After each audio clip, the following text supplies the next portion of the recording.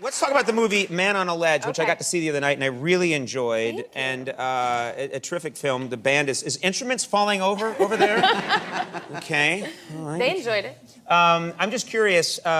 This was a first-time director that you Yes. worked with on this. Asger Leff. Yeah, he had directed a bunch of documentaries in the past, but he had never directed actors. You know, he's used to sort of turning a camera on and just sort of, you know, laying back and seeing what happens. Yeah.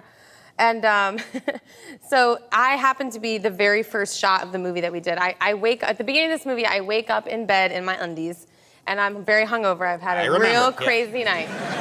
More importantly, does your wife remember? I asked her to leave the room at that point. My wife kept rewinding. Cut it out. And so I'm in the bed and I'm laying there, and you know the director's at the monitor, and he's like a little kid in a candy store. You know, it's his first big movie, and you know it's great. And they're like, okay, the camera's rolling, sound is speeding, and he's like, and I'm just laying in the bed, and you know I have my eyes closed. I'm supposed to be pretending that I'm asleep. Right. So after about 4.5 minutes, I go, are you gonna call action?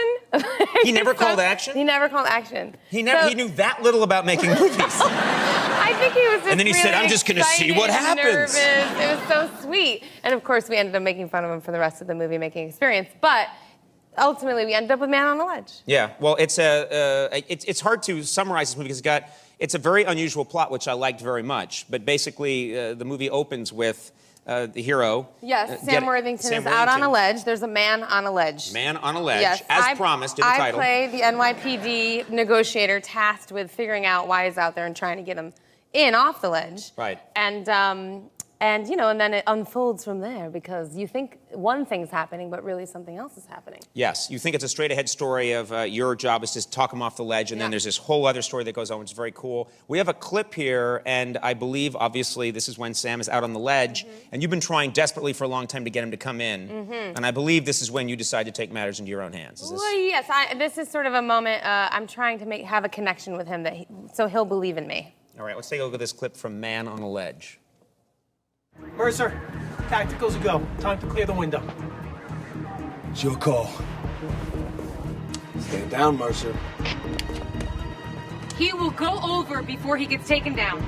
That's assuming our track record's on par with yours. Bomb protocol says we clear everybody but the negotiator. Clear the building.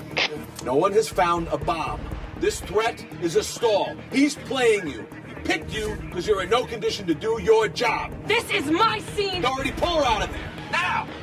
Lydia, come on, clear the window. What are you doing?